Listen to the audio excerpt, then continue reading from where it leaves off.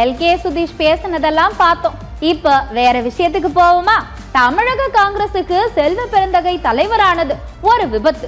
திமுகவுல இருக்கிறவங்களை விட அந்த கட்சிக்கு செல்வ பெருந்தகை தான் விசுவாசமா இருக்காருன்னு முன்னாள் அமைச்சர் செல்லூர் ராஜு பேட்டி கொடுத்திருக்காரு. செல்வ பெருந்தகை எப்பவுமே சட்டமன்றத்தில் பார்த்தீங்கன்னா திமுகவை காட்டிலும், திமுக இருக்கிற சட்டமன்றங்கள் அமைச்சர்களை காட்டிலும் இவர் தான் புகழ்ந்து பேசிக்கிட்டே இருப்பார். அவர் ஒரு நிலையானவர் கிடையாது. அவரும் ஒரு நிறமாக, அவரும் ஒரு பச்சோந்தி மாதிரி ஒவ்வொரு தடையும் ஒவ்வொரு கட்சியில் இருப்பார்.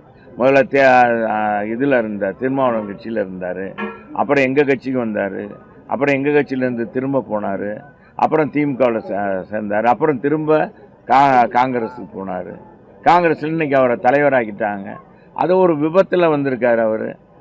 பொதுவாகவே திமுக எப்போவுமே தனக்கு யாரும் வசப்படலைன்னா அந்த கட்சியை உடைக்கிறதுக்கு, அந்த கட்சியில் இருக்கிற தன்னுடைய விரும்பிகள், தனக்காக பேசக்கூடிய தன்னுடைய அடிவரடிகள், அவங்கள வச்சுக்கிட்டு அந்த கட்சியை உடைக்க பார்ப்பார். இல்லைன்னா இந்த மாதிரி கருத்துக்களை சொல்ல விடுவார். அதில் செல்வ பிறந்தகை இன்றைக்கி ஊதுகுழலாக இருக்கார். இன்றைக்கி மாநில தலைவர், அவருக்கு அந்த கட்சியை வளர்க்கணும். அந்த கட்சி இவர் என்ன எப்படி நினைக்கிறார், ஏற்கனவே இருந்த சீட்டை காட்டிலும் குறையாக வாங்கணுன்றாரா? இவருடைய காலத்தில் அதிகமான சீட்டு வாங்கி வெற்றி பெற்றால் தான் இவருக்கு பேர். அதுக்கு தான் இந்த காங்கிரஸுக்கு இவர் தலைவராக நியமிச்சிருக்காங்க. இனி அப்படிப்பட்டவர் இன்றைக்கி பார்த்தீங்கன்னா ராகுல் காந்தி பேசுகிறத இவர் பேசுகிறாரு.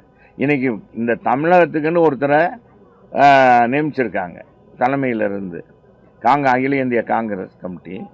அவர் ஒருத்தர் யாருங்க, அவர் கிறிஸ்டோபரை அனுப்பிச்சுட்ருக்காங்க. அவருக்கு பேசுகிறாரு. அதுக்கு போய் இவர் எதிர்த்து பேசுகிறாருன்னா எவ்வளோ தூரம் திமுகவுடைய இது பாலமாக பாயுது பாருங்க. பணம் பாதாள வரைக்கும் பாயின்றது இதெல்லாம் ஒரு எடுத்துக்காட்டு. செல்லூர் ராஜு எப்பவுமே நச்சு நச்சுன்னு நகைச்சுவை பண்ற மாதிரி பேசிட்டு போயிட்டே இருப்பாரு. ஆனா இன்னைக்கு ஏதோ கருத்து சொல்ற மாதிரி பேசி இருக்கிறத நீங்களே பார்த்திருப்பீங்க. இப்போ அமைச்சர் ரகுபதி பக்கம் போவோமா? தாவேகா கூட காங்கிரஸ் ரகசிய டீலிங் வச்சிருக்கிறதா சிலர் கப்சா விடுறாங்க. விஜய் கட்சி ஒரு ஆள் இல்லாத வீடு, அங்க போனா ஒண்ணுமே கிடைக்காது, திமுகவோட இருந்தாதான் சட்டமன்றம் போக முடியும்னு காங்கிரசுக்கு நல்லாவே தெரியும்னு அமைச்சர் ரகுபதி பங்கமா கலாச்சிட்டாருங்க. திரைப்பறையில் பேச்சுவார்த்தை நடக்குது, அது இதில் எல்லாமே அவங்கவுங்க கப்சாவாக கிளப்பி விட்டுக்கிட்டு இருக்க ஒரு விஷயங்கள் தான் தவிர வேறு ஒன்றும் கிடையாது. எங்களை பொறுத்த வரைக்கும் தெளிவாக இருக்கோம். இது அரசியல் கட்சி. இங்கே அரசியல் அந்தஸ்து கிடைக்கும் என்பது காங்கிரஸ் தலைமைக்கு தெரியும். அதனால் அவங்க அரசியல் அந்தஸ்தை இழக்க விரும்ப மாட்டாங்க.